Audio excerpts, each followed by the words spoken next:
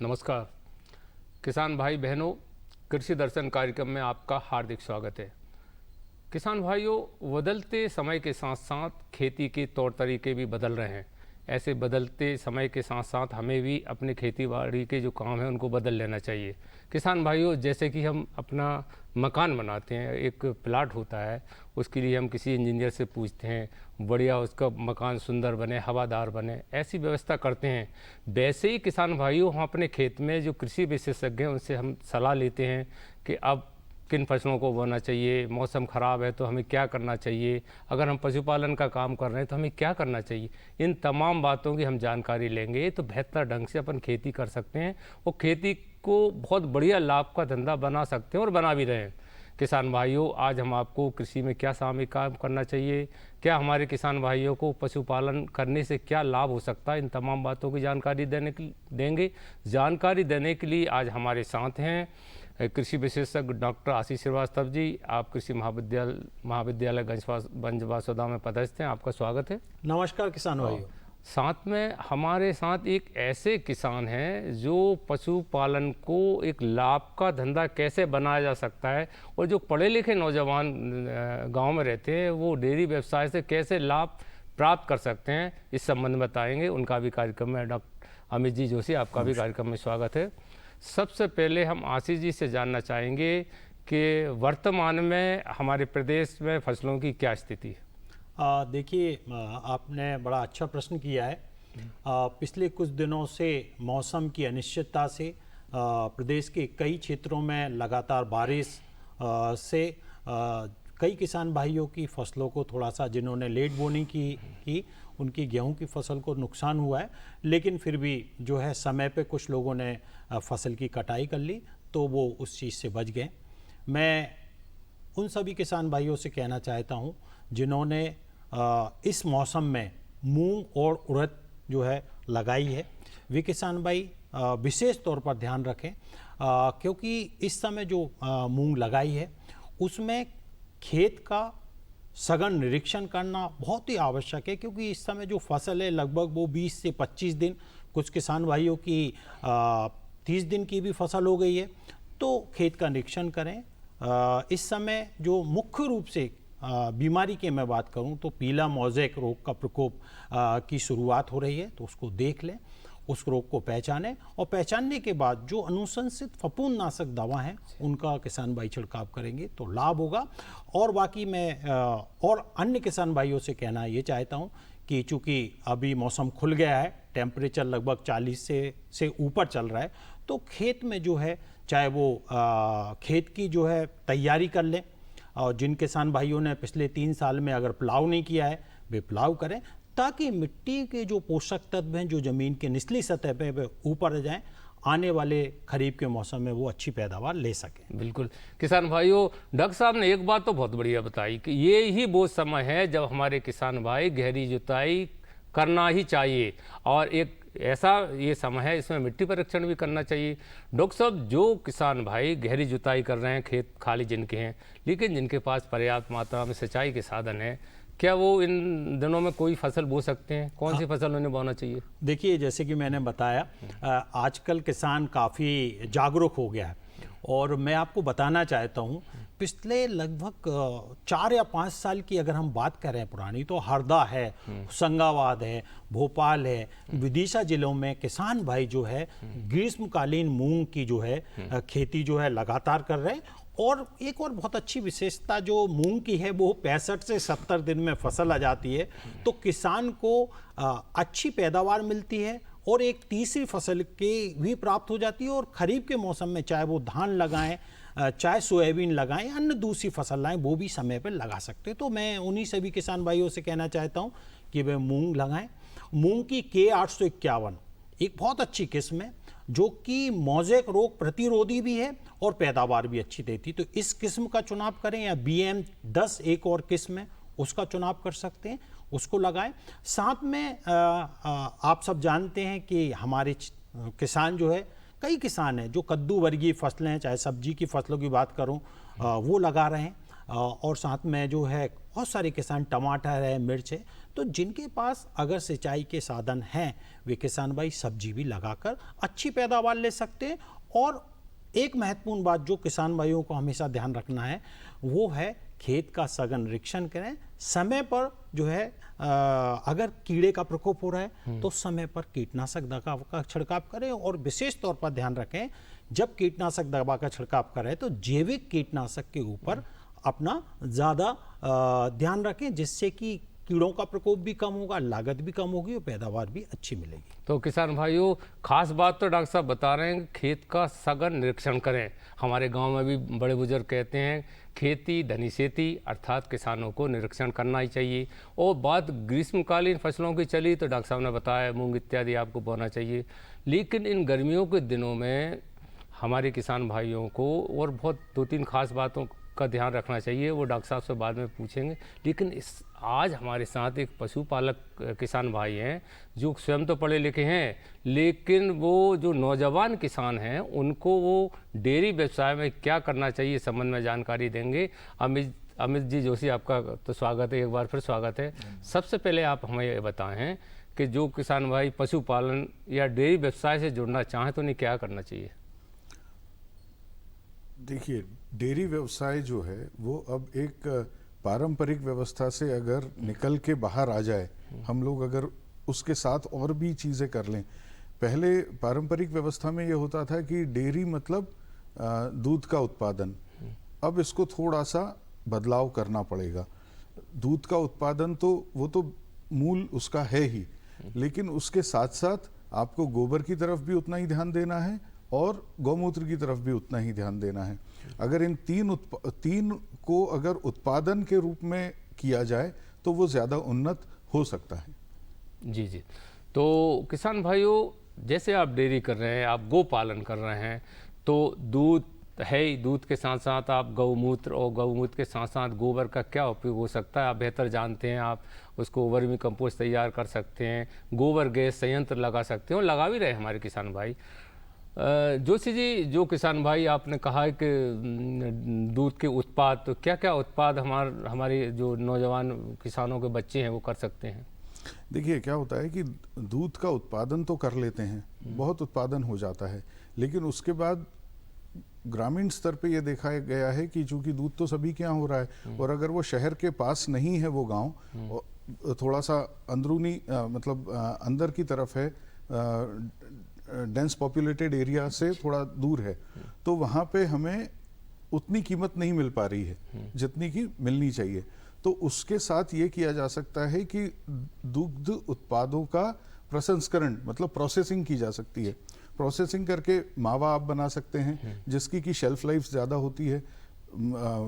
बाकी और जो उत्पाद होते हैं, पनीर है और भी तमाम उत्पाद हैं, वो बना के उसकी शेल्फ लाइफ बढ़ा के और फिर वो अगर शहरों की तरफ दिया जाए तो वो बेहतर हो सकता है। जी, तो किसान भाइयों, जोशी जी बता रहे हैं कि दूध से अनेक उत्पाद तैयार कर सकते हैं। जैसे दूध को जमा दो, दही बन जाएगा, दही से आप घी निकालो, घी सही घी का काफ़ी मूल्य मिलता है बाजार में, मट्ठा भी आप बेच सकते हैं, मावा भी बेच सकते हैं। और शुद्धता के तो लोग, ये शहर के लोग तो ये चाहते हैं कि शुद्ध दूध उन्हें मिले, शुद्ध दही उनको मिले, शुद्ध घी मिले और अच्छा भाव भी मिलता है। और आप जो शहर के नज़दीक किसान भाई रह रहे हैं वो तो कर ही रहे हैं। डॉक्टर साहब, अगर आपने आशीष जी से मैं जानना चाहूँगा कि जो किसान भाई मूंग की खेती तो कर ही रहे हैं, साथ में अगर वो कद्दू वर्गी फसलें उन्हें लगाई हैं तो क्या सामयिक कार्य करना चाहिए उन्हें। देखिए, बहुत ही अच्छा प्रश्न है। कद्दू वर्गीय में हम कद्दू वर्गीय बोलते हैं, लेकिन उसके अंतर्गत बहुत सारी बेल वाली सब्जियों की आती हैं। चाहे हम तोरई की बात करें, गिलकी की बात करें, लौकी की बात करें, कद्दू की बात करें, ककड़ी की बात करें, तरबूज खरबूज भी है। और तरबूज खरबूज आप देख रहे हैं, पहले ऐसा माना जाता तरबूज खरबूज सिर्फ नदी के किनारे लगता है, लेकिन अब ये पूरा का पूरा परिदृश्य बदल गया। अब तरबूज और खरबूज आम किसानों के खेतों पर भी लग रहा है। तो महत्वपूर्ण बात तो है ऐसी किस्में विकसित हो गई हैं और अच्छी पैदावार मिल रही है। और सबसे महत्वपूर्ण बात आप देखते हैं, शहर में भी अगर हम लोग देखते हैं तो काफ़ी मात्रा में इस समय तरबूज और खरबूज उपलब्ध हैं और अच्छी गुणवत्ता के हैं। ये एक बहुत बड़ी बात है। मुख्य रूप से समसामयिक कार्य की, जैसे कि आपने बताया क्या करना है, जी किसान भाइयों जिन्होंने कद्दू वर्गीय फसल लगाई, वे एक चीज़ ज़रूर ध्यान रखें, इस समय उसमें कीड़ों का प्रकोप काफ़ी देखने को मिलता है, कुछ बीमारियां भी आती हैं। कीड़ों में मुख्य रूप से कद्दू का एक लाल कीड़ा है और वो कीड़ा सबसे ज़्यादा नुकसान पत्तियों को करता है, पत्तियों में छेद कर देगा और पत्तियां बिल्कुल छलनी देखने को मिलती। किसान आसानी से समझ जाता है, चूंकि वो कीड़ा एक जगह नहीं बैठता, वो कीड़ा एक पत्ती से दूसरी पत्ती से तीसरी पत्ती पर खाता है और उड़कर चला जाता है। तो इसका समन्वित नियंत्रण किसान भाइयों को करना पड़ेगा। समन्वित नियंत्रण में शुरुआती अवस्था में जैसे ही किसान देखता है कि कीड़े का प्रकोप शुरू हो गया है, शुरुआत में वो जैविक कीटनाशी में नीम से बनी कीटनाशक दवा है, उसका छिड़काव कर सकता है। 3 ml प्रति लीटर पानी में मिलाकर छिड़काव कर सकता है। गाय का गोमूत्र 10 लीटर पानी में 1 लीटर गाय का गोमूत्र मिलाकर छिड़काव करें, हर 15 दिन पर छिड़काव करें, तो काफ़ी हद तक जो है कद्दू के लाल कीड़े या दूसरे जो रस चूसक कीड़े हैं, जैसे कि सफ़ेद मच्छर की बात करें, थ्रिप्स की बात करें, जेसिड की बात करें, ये भी आसानी से नियंत्रित हो जाते हैं। लेकिन एक स्थिति ऐसी आती है जब ये कीड़े जैविक कीटनाशकों के नियंत्रण से बाहर हो जाते हैं, उस समय हमारे किसान भाई रासायनिक दवाओं पे जा सकते हैं। किसान भाइयों, अब वक्त है छोटी सी ब्रेक का। ब्रेक के बाद फिर आपसे मिलते हैं। अरे सुन तो। मुझे क्या सुनाना चाहते हो? जो सुनाओ मेरी सौतन को। किसको? अरे वही तुम्हारा मोबाइल फोन जिससे सुबह शाम दिन रात चिपके रहते थे और कहते थे किसान कॉल सेंटर से बातें हो रही हैं। अच्छा ये बात है। हाँ, क्यों? क्या हुआ? अब बात नहीं होती क्या? अब तो झट से बात हो जाती है। संबंधी समस्याओं का अपनी भाषा में तुरंत हल पाने के लिए पूरे भारत में किसी भी फोन से हेल्पलाइन नंबर पर संपर्क करें। किसानों का दोस्त किसान कॉल सेंटर।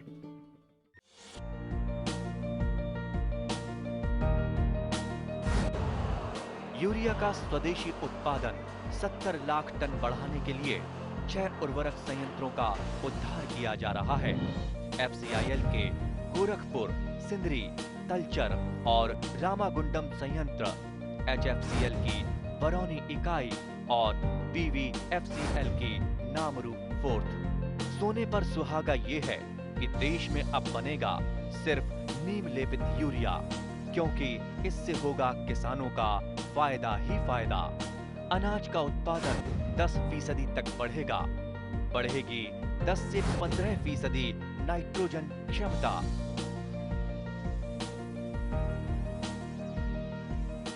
ब्रेक के बाद किसान भाइयों फिर आपका स्वागत है। हम आज चर्चा कर रहे थे कि सामयिक कृषि में क्या काम करना चाहिए और जो किसान भाई डेयरी अर्थात पशुपालन का काम करते हैं या करना चाहते हैं उन्हें क्या करना चाहिए। जोशी जी हैं तो उनसे और डेयरी के बारे में हम जानते हैं। जोशी जी, जैसे तैयार माल उन्होंने कर लिया, किसान क्या अपना इकट्ठा उसको शहर में जाके बेच सकते हैं? जैसे दुग्ध उत्पाद के जैसे मावा है, दही है, घी है, मठा है।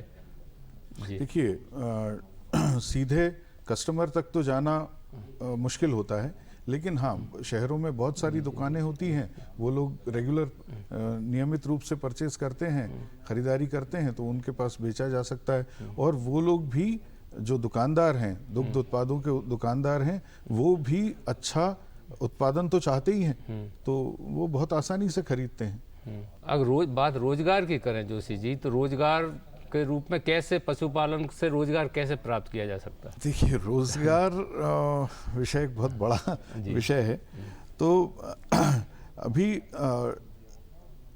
एकीकृत व्यवस्था अगर डेयरी की अगर हम लें या फिर किसी भी एक फसल की या ग्रामीण स्तर पे, तो ये एक इंटीग्रेटेड व्यवस्था हो सकती है। एक एकीकृत मतलब एक चीज पकड़ के हम नहीं चल सकते कि उदाहरण के तौर पे दूध का तो हो गया जी, गोबर शिल्प आजकल बहुत चल रहा है।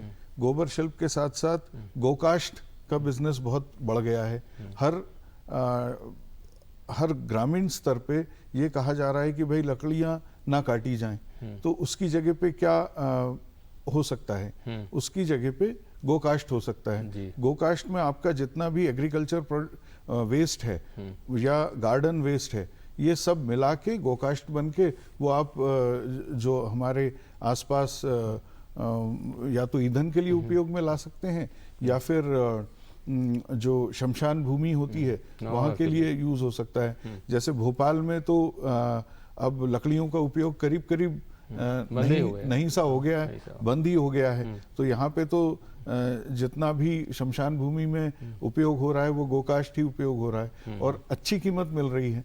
कैश रिच बिजनेस है ये, तो उस पे शिफ्ट हो सकता है। दूसरी चीज, जहाँ पे भी ये एक जो यंग एंटरप्रेन्योर्स हैं, जो नए युवा अभी आ रहे हैं, नौजवान हैं, उनके लिए ये हो सकता है कि जो हम लोग गौमूत्र पूरी की पूरी तरीके से वेस्ट कर देते हैं, उसका हर ग्राम स्तर पे एक डिस्टिलेशन प्लांट लग जाना चाहिए, जिससे कि जो गौ अर्क होता है वो किसी भी आयुर्वेदिक मेडिसिन के लिए बेस के रूप में उपयोग किया जाता है। तो वो और इसकी भारी कमी भी है, मतलब मार्केट बहुत बड़ा है गौमूत्र के अर्क का, और उसके न्यूट्रिशन वैल्यू तो है भी, तो उस तरीके से यूज किया जा सकता है उसका। बिल्कुल बिल्कुल। तो किसान भाइयों, गोपालन की बात चली तो एक बात मैं अवश्य आपको बताना चाहूँगा। तो गोपालन से न केवल दूध मिलता है बल्कि गौ का वर मिलता है, अर्थात लक्ष्मी। कैसे? गोबर से भी जोशी जी ने बताया कि कंडे बनते हैं, उनसे बेच के आप अनेक जगह बेच सकते हैं, और गोबर से गोबर गैस प्लांट आप लगा सकते हैं, उससे आपका भोजन जो गैस बनेगी उससे भोजन आप बना सकते हैं, वो बिजली भी जला सकते हैं। ऐसा हमने आप लगा के देखें गोबर गैस का प्लांट, उसमें ये सब मिलता है। फिर उसी से गोबर से वर्मी कंपोस्ट आप तैयार कर सकते हैं। ऐसे अनेक फायदे हैं गोपालन करने से, ये लाभ का ही व्यवसाय है। तो किसान भाइयों, ये वो समय है जब हमारे किसान भाई अपनी फसल तैयार कर चुके हैं। भंडारण हमने देखा है कि जो किसान भाई ठीक से भंडारण नहीं करते तो उनकी मेहनत का जो है ना, अनाज गेहूं को लेके चलो तो गेहूं उसको कीड़े लग जाते हैं। तो भंडारण कैसे करें, खास बात है, ये डॉक्टर साहब से पूछते हैं। देखिए, वाकई में मैंने भी कई बार देखा, चाहे हम आम एक आदमी की बात करें, गृहिणी घर में भी हम भंडारण करते हैं तो उस समय सावधानी रखना बहुत जरूरी है। इसी प्रकार किसान तो बड़े स्तर पर भंडारण करता है, तो बहुत जरूरी हो जाता है कि सही तरीके से भंडारण करें। आपको ताज्जुब होगा ये सुनकर कि हमारा जो खाद्यान्न का 12 से 15% उत्पाद सही तरीके से भंडारण ना करने की वजह से बर्बाद हो जाता है। कई बार हम देख रहे हैं, पिछले वीक में लगातार बारिश हुई तो बहुत सारा जो अनाज खुले में पड़ा था वो गल गया। तो इस तरीके से भंडारण एक बहुत ही महत्वपूर्ण पहलू है किसान भाइयों को जानना। तो मैं सभी किसान भाइयों से कहना चाहता हूँ, सुरक्षित भंडारण देश की प्रगति में और लोगों के पेट भरने में काफ़ी महत्वपूर्ण हो जाता है। चाहे हम वो अनाज का करें, चाहे दालों का करें, चाहे हम जो हमारे जो सब्जी दूसरे प्रोडक्ट हैं उनका भी भंडारण बहुत आवश्यक है। तो महत्वपूर्ण बात यह है किसान भाइयों, भंडारण करने से पहले जो भी आपका, चाहे वो आपका गोडाउन में कर रहे हो, चाहे आप अपने घर में कर रहे हो, एक महत्वपूर्ण बात जो सबसे जानकार और जानना जरूरी है वो है कि जब भंडारण करें ये देख लें कि वो अच्छी धूप में सूख जाए, ताकि उसमें जो नमी का परसेंट है वो 8 से 10% से ज़्यादा नहीं होना चाहिए। आमतौर पर हमारे किसान भाई करते भी हैं, और जो किसान भाई नहीं कर रहे हैं वो जरूर करें। कट की आवाज़ आ जाती है तो ये जरूर समझ लें कि वो भंडारण के योग हो गए। अब जो भंडार करने वाला, चाहे वो जो भी जहाँ भी भंडारण कर रहे हैं, ये देख लें वो खुला होना चाहिए, अच्छी तरह से धूप लग जाए। यदि उसमें ऐसा लग रहा है कहीं क्रैक्स हैं, कहीं हवा आने का स्थान है, कहीं नमी है, कि ऐसा तो नहीं है कि कहीं आसपास पानी जा रहा है, तो वो जगह भंडारण के लिए सुरक्षित नहीं है। तो ये देख लें पानी की निकासी ना हो, प्रॉपर धूप हो, और अच्छी तरीके से उसको किसी भी केमिकल से एक बार उसको पुताई कर लें, ताकि जो भी पुराने, चाहे वो कीड़ों के अंडे हों या कीड़ों की लार्वी हो जो कि उसके अंदर छुपी हो, वो नष्ट हो जाए। इसके बाद मैं सभी किसान भाइयों से कहना चाहता हूं कि केमिकल तो ठीक है, एल्युमिनियम फास्फाइड आपने रख दी, टैबलेट रख दी, कहीं ना कहीं वो नुकसान करती है और उससे उसके काफ़ी दुष्परिणाम भी देखने को मिल रहे हैं। देसी तरीका बहुत आसान है। उसमें सबसे पहले जब भी आप भंडारण कर रहे हैं, एक लेयर, सबसे महत्वपूर्ण लेयर है 1 फीट की लेयर जो भूसा है जो कि नीचे से गर्मी देता है। तो लगभग 1 फीट की लेयर भूसे की ज़रूर रखें। उसके बाद जो भी, चाहे वो गेहूं रख रहे हो, चने रख रहे हो, जो भी भंडारण पदार्थ रख रहे हैं, उसके बाद जो है उसको भर दें। और भरने के बाद फिर लगभग जब 1/3 हिस्सा भर जाता है, उसके बाद आप उसमें नीम की तह रख दें और फिर उसको भर लें। और एक महत्वपूर्ण बात है, जब ये पूरा का पूरा भर जाता है तो उसके जो है अच्छी तरह से एयर टाइट करना बहुत ज़रूरी है। अदरवाइज हवा का आगमन होगा, हवा आएगा और जो कीड़ों को ये बहुत ही आसानी हो जाती है कि नुकसान पहुंचाने की। बाकी केमिकल की मैं बात करूं, बड़े बड़े जो कोल्ड स्टोरेज हैं जहां भंडारण करते हैं, वहां आप एल्युमिनियम फास्फाइड की 1 क्विंटल में 2 टेबलेट किसान भाई अपने घर में रख रहे हैं वो रख के। लेकिन महत्वपूर्ण बात है कि हवा और पानी नहीं आना चाहिए, और हवा पानी लग गया तो आपने कुछ भी कर दिया, अनाज सुरक्षित नहीं रहेगा। तो किसान भाइयों, भंडारण का सीधा अर्थ है कि आप वर्ष भर के लिए खाने के लिए अनाज और बोने के लिए बीज जो रखते हैं वो 1 साल तक सुरक्षित बना रहे। इसके लिए आप क्या करना चाहिए? बढ़िया कोठी में रखना चाहिए, जैसे कि डॉक्टर साहब ने बताया। दवाओं का इस्तेमाल है तो नीम जो है, नीम को उसको मिला कर रख सकते हैं। ज़मीन से लगभग 1 फीट ऊपर बोरी रखना चाहिए। और नमी, मतलब जो नमी, बरसात के दिनों में ही अनाज में कीड़े पड़ते हैं, लाखों कुंडल अनाज नष्ट हो जाता है। किसान भाइयों, आप भी बेहतर जानते हैं, उसको बचा के हमें रखना है। इसके लिए भंडारण बहुत आवश्यक है। डॉक्टर साहब, एक और महत्वपूर्ण बात है, यही वो समय है कि जब हमारे किसान भाइयों को मिट्टी परीक्षण करते हैं, तो क्या करना चाहिए ऐसे? देखिए, मिट्टी परीक्षण करने का सबसे अच्छा समय जब खेत खाली रहते हैं, वो सबसे अच्छा समय होता है।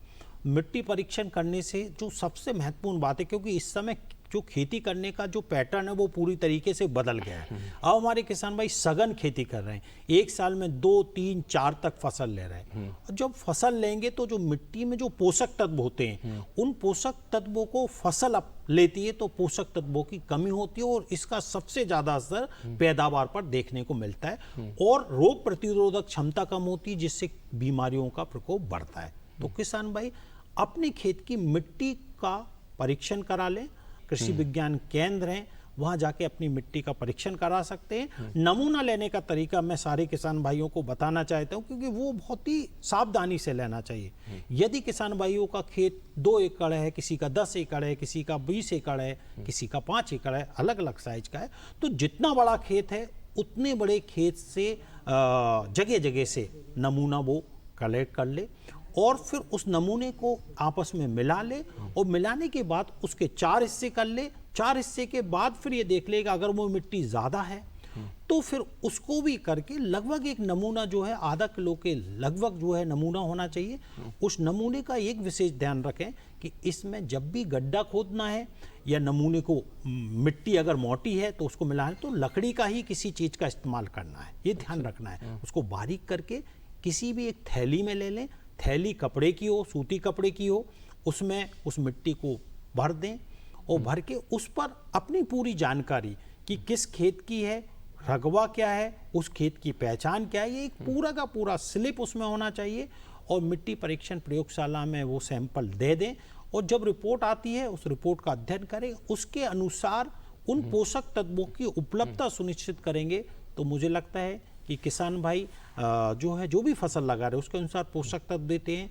क्योंकि कई ऐसे पोषक तत्व होते हैं जो कि मिट्टी में पहले से उपलब्ध होते हैं लेकिन किसान भाई फिर से उसको डाल देता है, तो अत्यधिक मात्रा भी कहीं ना कहीं फसल के लिए नुकसान करती है। तो संतुलित मात्रा में खाद उर्वरक की आवश्यकता तभी पूर्ति की जा सकती है जब हमको उस मिट्टी की दिशा और दशा मालूम है, मिट्टी को चाहिए क्या है, वो किस चीज की अधिकता है, उसके अनुसार उसका प्रयोग करें। जी जी।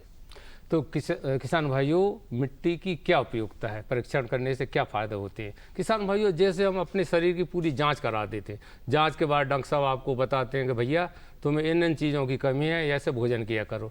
ठीक उसी प्रकार से मिट्टी परीक्षण के बाद ये पता चलता है कि कौन कौन सी पोषक तत्वों की कमी आपकी ज़मीन में है या कौन से पोषक तत्व हैं क्यों डॉक्टर साहब पोषक तत्व भी होते हैं ना हाँ, जमीन में? क्योंकि मैक्रो जो माइक्रो न्यूट्रिएंट है, मुख्य रूप से जो पोषक तत्व हैं, नाइट्रोजन है, स्फुर है, पोटास है, ये मुख्य जो कि फसल की आवश्यकता। लेकिन इससे हम ये नहीं कह सकते इन फसल से ही हमारी इन पोषक तत्वों के अलावा किसी दूसरे पोषक तत्व की आवश्यकता नहीं, क्योंकि अगर सोयाबीन किसान लगा रहा है तो उसको सल्फर चाहिए और आयरन चाहिए।